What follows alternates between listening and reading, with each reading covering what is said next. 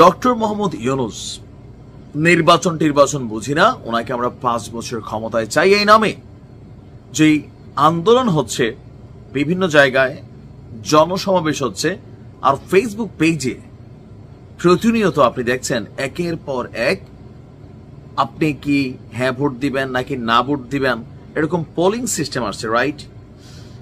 এখন এরা আসলে কারা? আপনি আশ্চর্য হয়ে যাবেন যে সুযোগ সন্ধানে কিছু অ্যাক্টিভিটিস কোন লেভেলে চলে। আমিও ভাবছিলাম প্রথম যে ফেসবুক পেজে আমরা যাদেরকে রাজপথে দেখি তারাই হয়তো ফেসবুক পেজে বা ইউটিউবে এই প্রচারণাগুলো চালান।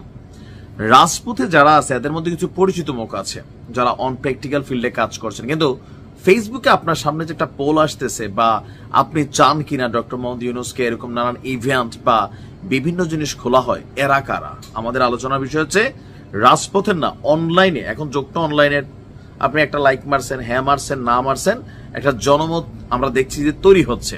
আবার এটা নিয়ে খুশি হইয়া স্বরাষ্ট্র উপদেষ্টা সিলেট গিয়া ওনারা নাকি কে বলছে আপনারা মানুষ চায় আমরা 5 বছর থাকি, এগুলো তো অনেকে বিশ্বাসও করতেছে। আসুন দেখি ফেসবুক কি বলছে যে এই কাজগুলা কারা করছে। ডিসমিস ল্যাব ফেসবুকের বিভিন্ন বিষয় নিয়ে তারা অনুসন্ধান করে। ডিসমিস ল্যাবের অনুসন্ধান হচ্ছে অধ্যাপক ইউনূসকে 5 বছর ক্ষমতায় চেয়ে কারা কেন ফেসবুকে বিজ্ঞাপন দিচ্ছেন। মানে আপনি একটা পোস্ট কইরা পেজ থেকে $50, $100, $20 খরচ করলেন যেন 10,000 মানুষের কাছে, 10 লক্ষ মানুষের কাছে যায়, একটা জনমত তৈরি হয়। তো সেখান থেকে অনেকে ভাবছিল এটা কি পলিটিক্যাল মুভমেন্ট? না, আশ্চর্য হবেন, বলা হচ্ছে যে ডক্টর ইউনূসকে 5 বছর ক্ষমতায় চেয়ে যে প্রচার চালানো হচ্ছে, অনেক বাণিজ্যিক ফেসবুক পেজ তাদের লাইক এবং ফলোয়ার বাড়াতে এই প্রচারণাটা চালিয়ে যাচ্ছে। ভাবা যায়? আপনি দেখেন এখানে রিপোর্টটা, রাজনৈতিক বার্তার প্রচারকারীদের মধ্যে রয়েছেন ফেসবুক পেজের মাধ্যমে খাবার, প্রসাধনী, পোশাক বিক্রির বিজ্ঞাপনদাতারাও।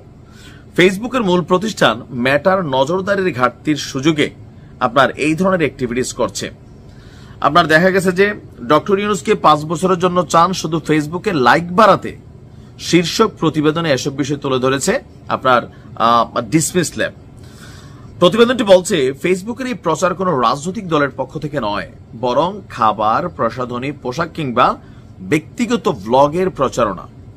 এসব বিজ্ঞাপনে অধ্যাপক ইউনূসের নাম এবং ছবি ব্যবহার করে লাইক দেওয়া বা ফলো করারও আহ্বান জানানো হয়। ডিসমিস ল্যাবের অনুসন্ধান বলছে চলতি বছরের এপ্রিলের শুরু থেকে এটা শুরু হয়েছে, আর মে মাসের মাঝামাঝি পর্যন্ত আপনার প্রায় 47টি ফেসবুক পেজ 55টি বিজ্ঞাপন দিয়েছে এই ধরনের। প্রতিটি পেজের সর্বশেষ 20টি পোস্ট পর্যালোচনা করে তাদের নিয়মিত কার্যক্রমে দেখা যায় 90% পেজ আগে কখনো রাজনৈতিক বিষয় নিয়ে পোস্ট দেয়নি। ডিসমিস ল্যাবের প্রতিবেদন বলছে চলতি বছরের এপ্রিল মাসে সামাজিক যোগাযোগ মাধ্যমে ডক্টর ইউনূসকে 5 বছরের জন্য ক্ষমতায় দেখতে চাই স্লোগানটি ছড়িয়ে পড়ে। আর আপনার সার্জিস আলম গত 29শে মার্চ নিজের ভেরিফাইড ফেসবুক পেজে যখন লিখেন, এরপর থেকেই আপনার এই পোস্টটি ভাইরাল হয় বা বিষয়টি ভাইরাল হয়। ডিসমিস ল্যাব বলছে যে কিছু ফেসবুক পেজ এই আলোচনার সুযোগ নিতে নিজেদের পেজে এই ধরনের বিজ্ঞাপন দিতে শুরু করে।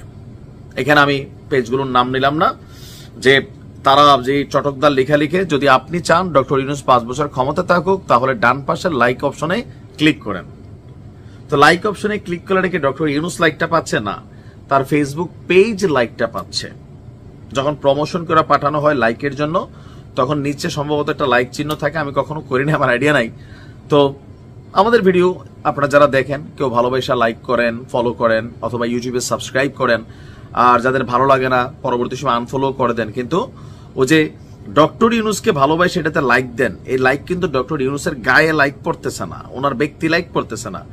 ফেসবুক পেজ থেকে যে পোস্টটা যাচ্ছে, যার পেজ তার গায়ে লাইক পড়তেছে, মানে তার লাইকের সংখ্যা বাড়তেছে বা ফলোয়ারের সংখ্যা বাড়তেছে। ভাবা যায়? ফেসবুকে যা দেখেন তা কিন্তু বিশ্বাস করেন না। আর জনমত জরিপ টরিপ এগুলো ভুয়া, এগুলাকে প্রমোশন করা হয়। ভালো থাকুন, আসসালামু আলাইকুম।